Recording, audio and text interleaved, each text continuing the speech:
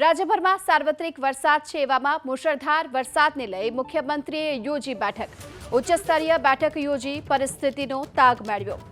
વરસાદગ્રસ્ત જિલ્લા collectors municipal commissioner સાથે પણ વાતચીત કરી છે। નીચાણવાળા વિસ્તારના લોકોને સ્થળાંતર કરવા માટે પણ તાકીદ કરવામાં આવી છે। જો કે અત્યાર સુધીમાં 17,827 લોકોનું સ્થળાંતર કરવામાં આવ્યું છે અને 1,653 લોકોનું રેસ્ક્યુ પણ કરવામાં આવ્યું છે। રાજ્યમાં મુશળધાર વરસાદને લઈને મુખ્યમંત્રી ભૂપેન્દ્ર પટેલે ઉચ્ચસ્તરીય બેઠક યોજી છે અને પરિસ્થિતિનો તાગ મેળવ્યો છે।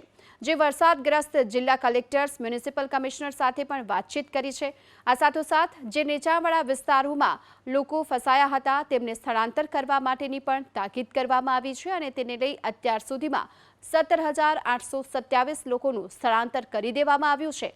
તેની સાથોસાથ 1,653 લોકોનું પણ રેસ્ક્યુ કરવામાં આવ્યું છે।